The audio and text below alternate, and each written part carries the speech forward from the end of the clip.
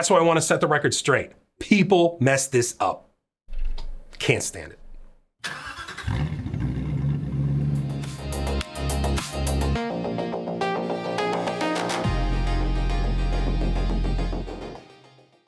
Have you ever gotten a questionnaire where there was one question, like a scale, and they were asking you a question along the lines of, hey, based on your experience with our product, would you recommend it to a friend, a coworker, or a colleague?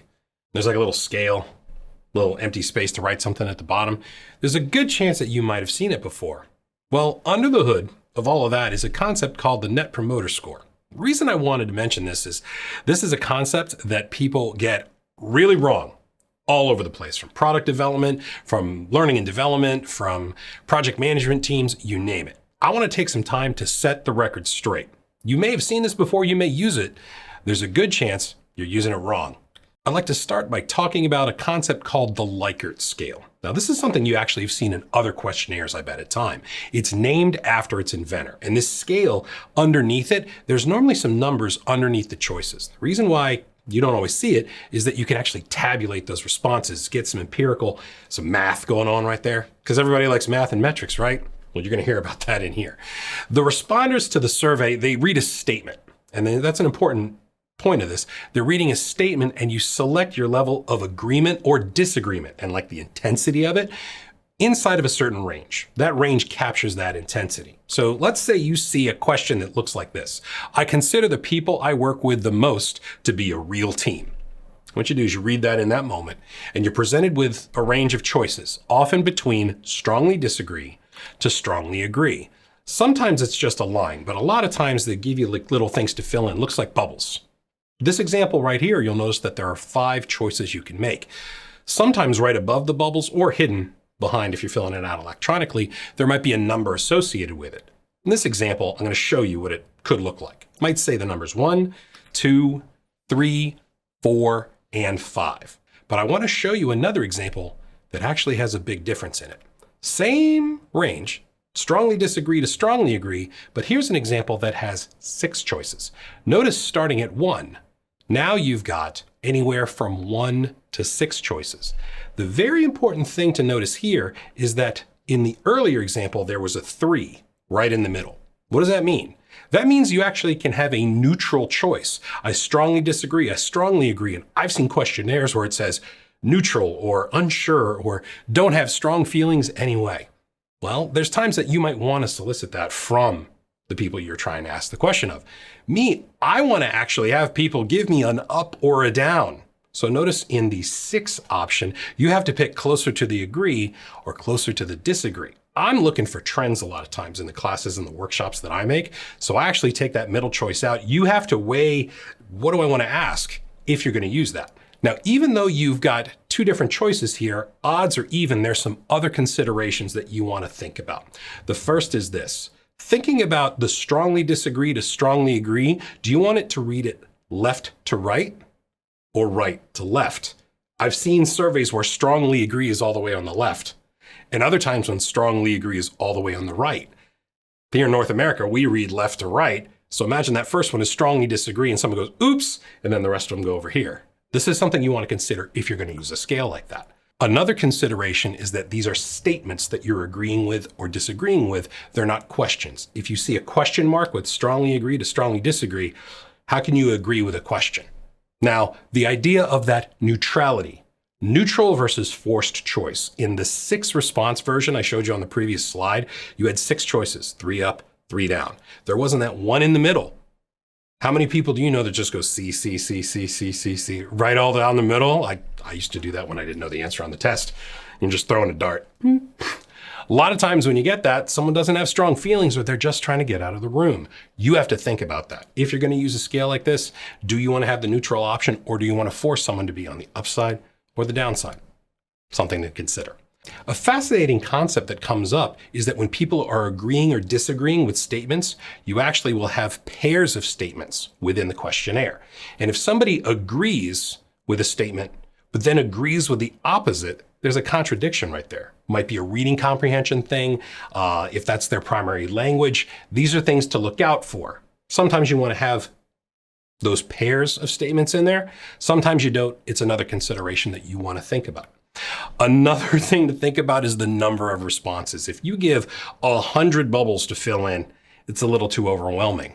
But if you only give, say, 2 or 3 choices, where there's like neutral, strongly agree, strongly disagree, it kind of has that, whoa, you're out on the extreme. And people actually don't really always have a preference for, I want to be all the way on the extreme, unless they have like strong emotional response to that statement. A lot of times those answers are kind of in the middle. So the number of responses you use will show more choices, but the fewer amount of choices, the quicker they'll get out to the extreme. Something to think about. How the results are used is one of the biggest considerations. Will this information be disseminated to stakeholders? Is it something that will be broadcast in an email, or is it just used internally to figure out what's the next feature we're going to build? You have to think about how these results are actually going to be used, who's going to see them. So when it comes to the Net Promoter Score, this is something I'm pretty sure you've seen before. It's a survey question that's all about customer loyalty. Anytime you're building a product, offering a class, whatever it might be, you're hoping somebody tells somebody else about it. Hey, you should check that out. Hey, you should go watch that movie. Hey, that restaurant's really awesome. You should go eat a meal there. If a customer is likely to recommend it to somebody else, that's a good idea for giving you an idea if you're tracking in the right direction. The problem is that while everybody has seen this, it seems nowadays, it's really widely adopted, but very often it's used incorrectly. The reason why is that the question itself looks something like this. Notice how it's read. Based on your experience today, how likely would you be to recommend our product to a friend or a colleague? And notice it's not a statement, it's a question. And so the range would be not likely at all to extremely likely, normally on a scale. I'm going to show you that scale here in just a second. Now, the choices that people have in responding to it are that range, but the range looks a little different than those examples from earlier. The range is actually from 0 to 10, and depending on their response, that person would be slotted into one of 3 buckets. If it's someone who is not likely to recommend, they're a detractor. It's not somebody who would recommend the product to somebody else. Hey, I wouldn't eat there. That's different than somebody who's just a passive, just neutral. Remember that? And then people at the higher part of the scale, those would be your promoters. So to revisit that, as you look at this graphic, anybody who answers from 0 to 6, this would be a detractor. Those passives are the people who put a 7 or an 8, and the people who would recommend it. Hey, I would definitely go eat that. Hey, you should check out that class. That's the promoter. Those are the promoters. But notice how it's just 3 choices. It's like a modified version of a Likert scale that's weighted to one side, but there's still that neutral place. And when you think about, okay, the people who are passives, think back to that Likert example. C, neutral, unsure. You might have answered 7 or an 8 before. You're answering neutral, and that's okay. You can do that. You have free will. But this is one of the issues to think about, because if people know what they're answering, I know a lot of people who just go 8, because they've told me. These are the building blocks. And when it comes to determining the score, you have to have a number of building blocks. One of them is the number of promoters. Another is the number of detractors. And the third building block is the total amount of responses that came back. From that, we use a bit of math. A little bit of math, and we use that to determine your Net Promoter Score. Your NPS is the percent of promoters minus the percent of detractors. The percent promoters minus the percent detractors, that gives you your Net Promoter Score. With that in mind, I want to share with you a couple of the problems you run into if you want to use this technique. So one of the problems with Net Promoter Score is best summed up in this very humorous example that someone sent me once. Take a look at this image. How likely are you to recommend Windows 10 to a friend or colleague? And I cannot imagine somebody asking me that question. You may notice that there's only 5 answers, but taking that out of it, that's not the problem. The problem is that people don't randomly recommend operating systems. That's the response that you see in the contextual answer that someone provided. The question does not always fit depending on what you're trying to get feedback on. This idea of a Net Promoter Score, customer loyalty, when it's something that's forced or there is no other choice, think about it. You get a question like this at the end of some required training module you had to go to for work around like a time card system. Based on your experience today, how likely would you be to recommend this time card course to one of your coworkers? It's like, I wouldn't at all because I was made to take it. Think about how those reports look. Not so good. So sometimes Net Promoter is not the best fit if you're trying to get some feedback. That's one of the problems. Now, there's another problem if you want to use Net Promoter Score. The problem is that people don't always understand the scale it's measured on. When you see a scale from 0 to 100, you may think about a grading scale. Like back in grade school, when you're thinking A's, B's, C's, D's. The scale that I grew up in, an A was a 94 when I was in high school. Some of my friends, an A was a 90. And that shifted, all the way towards the bottom where, hey, if you scored a 64 or a 63, that was kind of the line. Can't remember exactly. That was the line where you did not pass. I had other friends that were like, oh no, as long as I got above a 60, I passed. So in your head, when you see a 60, you're like, oh, it's not so good. I might be in trouble. But the scale that those grades were measured on was 0 to 100. That is not the scale that the Net Promoter Score is measured on. The actual scale, just to set the record straight, it actually goes from negative 100 to positive 100. That's the scale. Instead of 0 to 100, it's actually negative 100 to positive 100, a much bigger scale. It's not a map to a grade system or anything like that. So imagine the emotions that come up with if you see a 50. And if the scale is 0 to 100, but imagine if it's negative 100 to positive 100, double the real estate. This is another problem with the Net Promoter Score. People use or interpret it with the wrong scale in mind. What I'm trying to do in this lesson is set the record straight about this concept. Even after you're hearing about this, you may recall a few times that you've seen this and you may have seen it used incorrectly. You had that scale on like a Likert scale where there was a neutral or maybe not. Maybe you responded to a statement or maybe it was a question. Maybe you had space to fill in your context. Maybe you didn't. But can you see how mixing these things up and pulling parts out of it, depending on what you're trying to get back from a feedback standpoint, from a metric standpoint, if you don't understand these concepts, it can be pretty dangerous. That question might not give you the feedback that you want. With that in mind, I would like to walk you through, not one, not two, but 3 different examples to show you how to calculate and how to interpret the Net Promoter Score.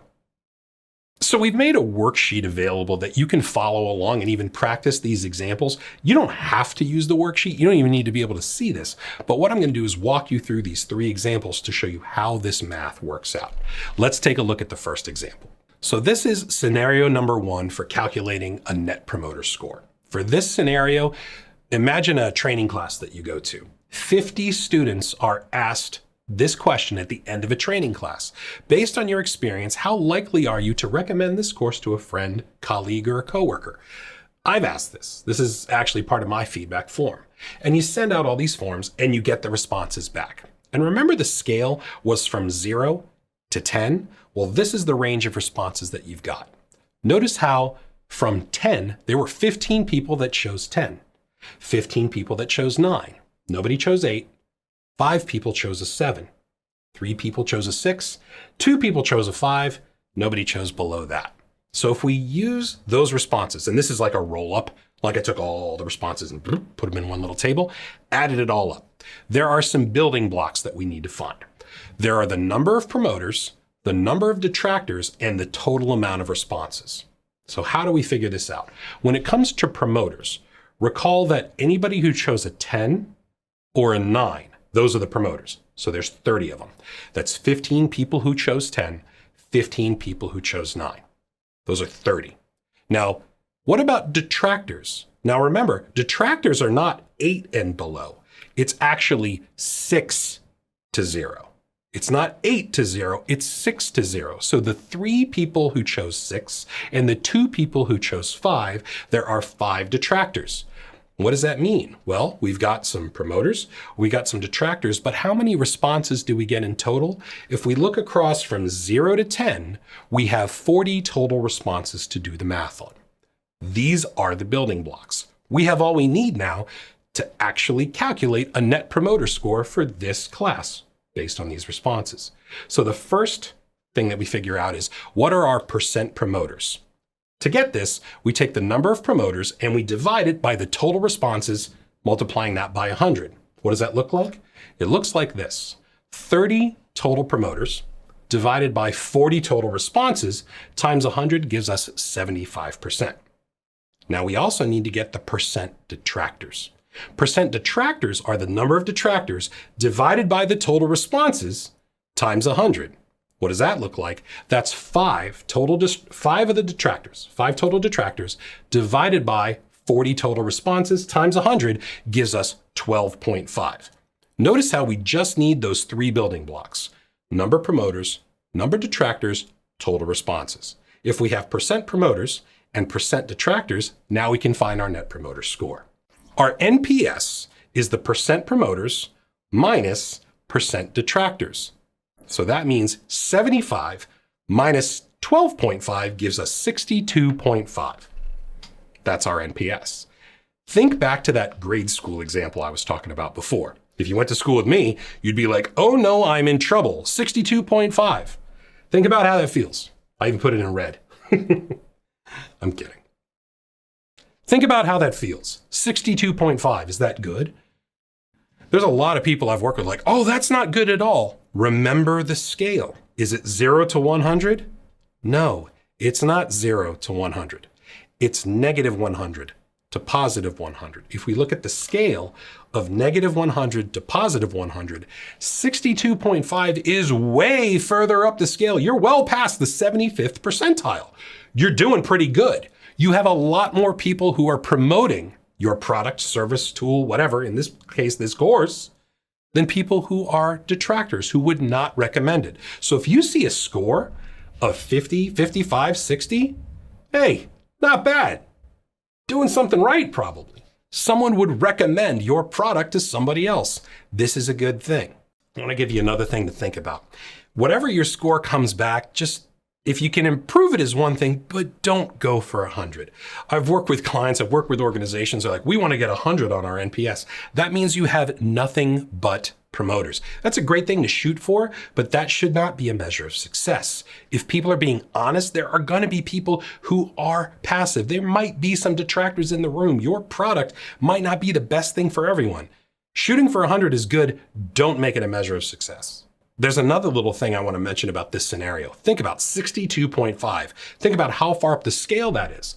That's out of 40 responses, but if you were paying attention, you may have noticed 50 students were in that class and we got 40 responses back. Is that a realistic scenario? It absolutely is. You hand out the surveys and you get a stack of them back. 10 people did not leave you the survey. What could that mean? It could mean a lot of things. They forgot.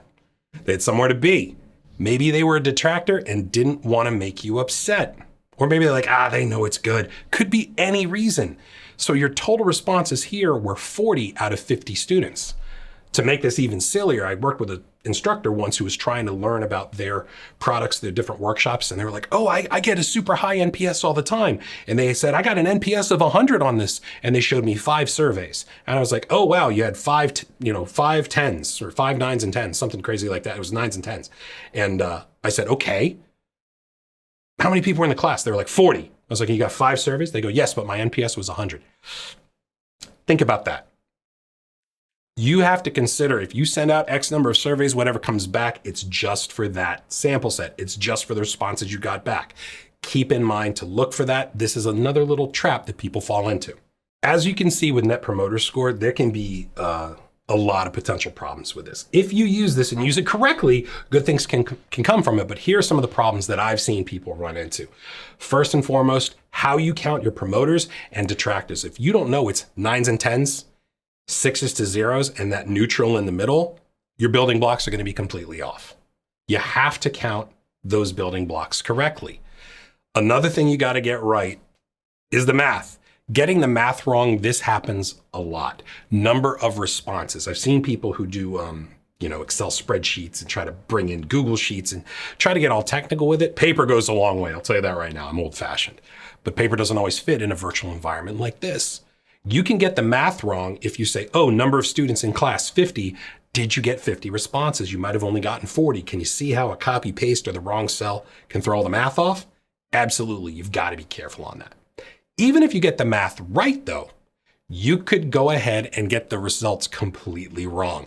If you're interpreting this wrong, because you might forget the scale. Remember, it's not 0 to 100, it's negative 100 to positive 100. Or maybe you only have a couple of surveys. Remember the example of 5 students sent it in a class of 30, something like that? That's tough. Another potential problem is the lack of that free space where someone can give you context of why they chose their answer. Explain your reasoning for your answer. If I don't have a place to fill that in, you might not know what's behind that 1 or that 5 or that 10. I would want to know that. Another potential problem is that hidden neutral choice.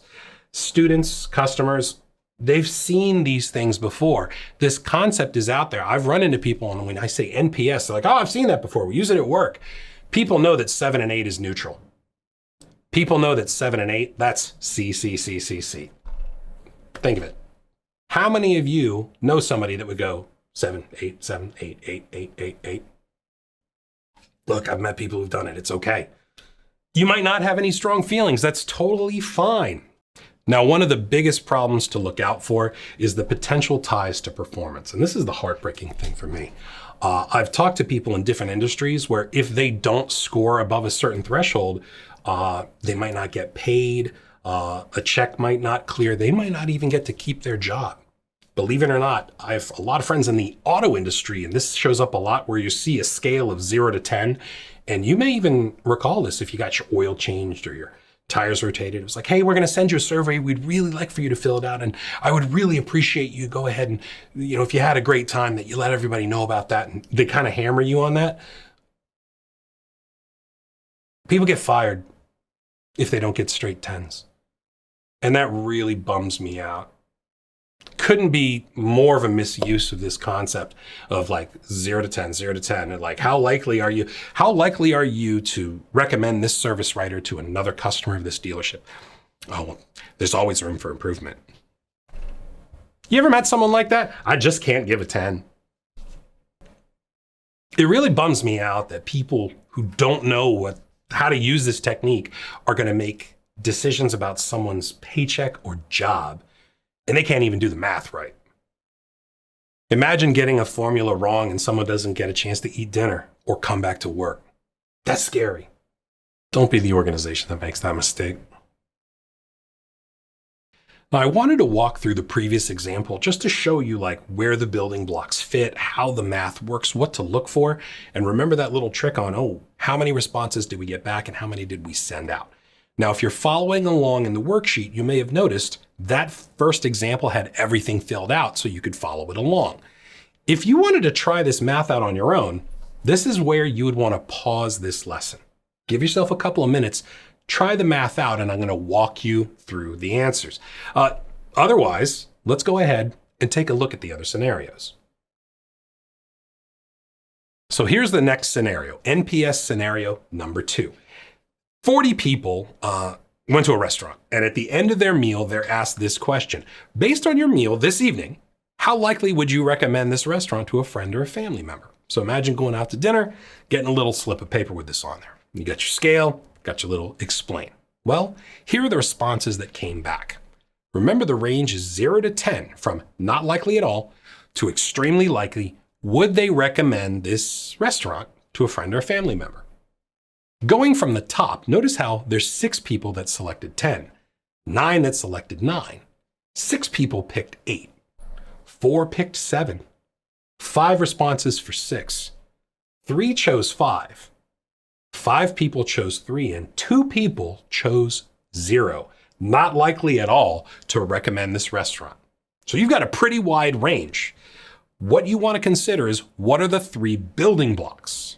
That's the first thing you need to look at. People look at this and they start trying to do the math in their head. You want to take this slow. Go step by step. So we want to first say, how many promoters do we have? What are the number of promoters? Well, you look at 10s and 9s. We've got 15 people. 15 people who said, yes, I would recommend this. I'm extremely likely to recommend it. But how many detractors do you have? Remember, that's 6 to 0, those responses.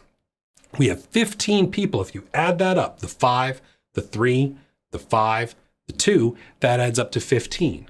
But what were our total responses? The total responses was 40 surveys. We got 40 surveys back. We have our building blocks now. So if we have our building blocks, let's do the percent promoters. Now that's number of promoters divided by the total responses times 100. That's 15 divided by 40. 15 promoters, 40 total responses times 100 is 37.5. This is where some people are already starting to freak out. Like, oh, I'm worried about this. Step by step.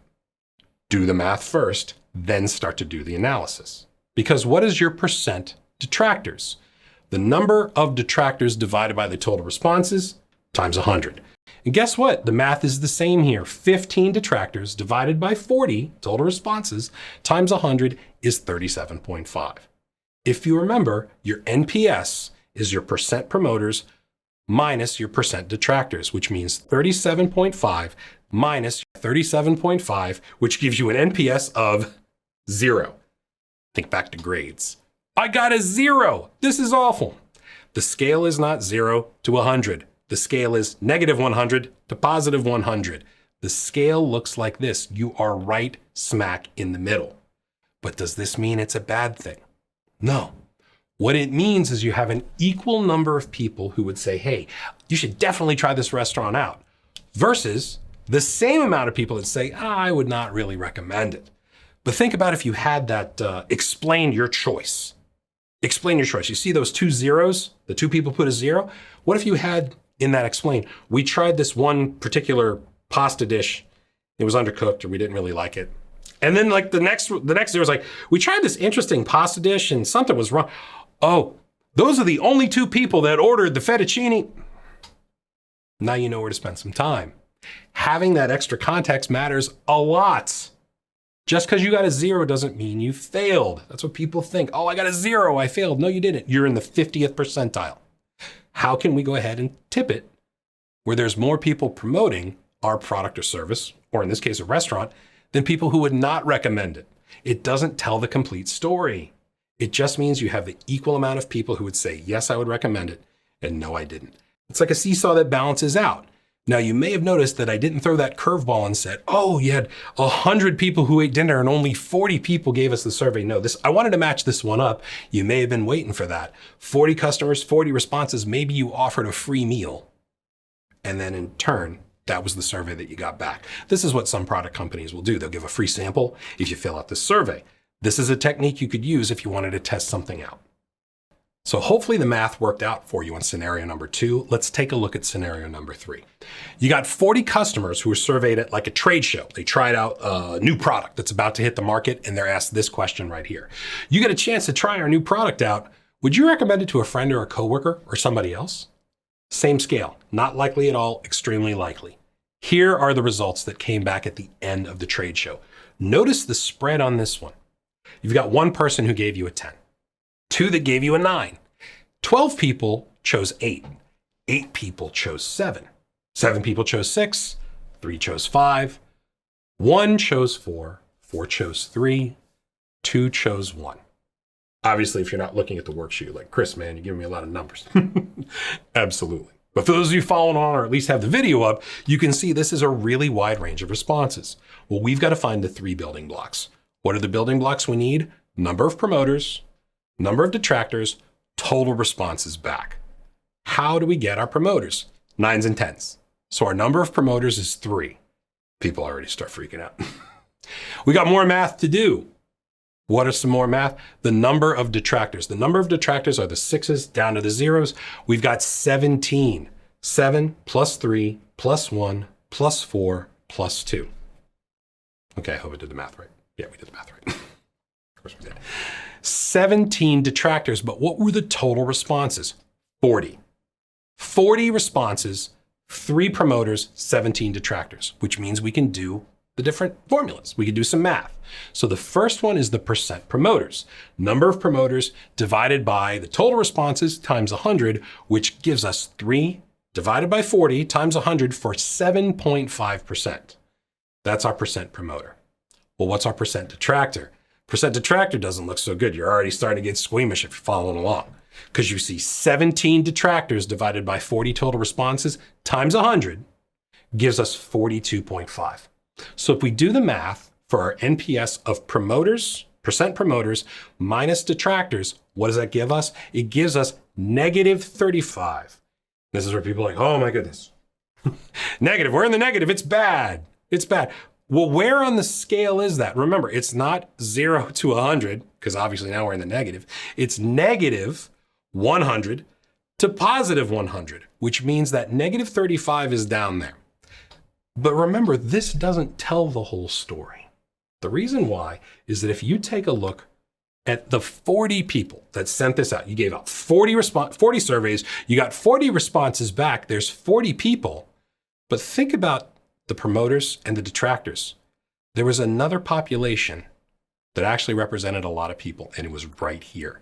Look at the 7s, look at the 8s. 12 people chose 8. 8 people chose 7. Added up, how many? That's 20 people. Half of your surveys were on the fence, and those could tip this way or that way. Imagine if you got 10 of those people to suddenly convert from an 8 to a 9. What would that do for your math? It would change it drastically. It doesn't always tell the whole story. Looking at it in a bunch of different ways, zooming out and considering how many responses came back, where they are, look in that neutral spot. What would it take to shift them just a little bit? What if you could follow up with those 20 people? Hey, we want to learn more about what you thought about the product. What was missing? Oh, you know what was missing? I really wish there was a button that, gold mine. You know what 20 people to follow up on. Are you going to go talk to the 2 people that gave you a 1? I want to talk to the 12 people that gave me an 8. How can I turn them into promoters? It doesn't always tell the story. Think of the number of passes. What can you do to just get them on this side of the fence? Think about what that does for your math. Think about what that does, though, for the feeling. Hey, we're getting people excited about our product. This is the power of this technique, but you've got to be careful. Now, this is just a small sample of what you may encounter. And keep in mind, I didn't send you any of the contextual comments that came back, but just think about those scenarios. What if you could look at that explain your answer for those 12 people who were an 8, what it could take to a 9? Imagine if you could read those comments for the people who chose a 0 for the restaurant. Oh, this is the one dish I didn't really like.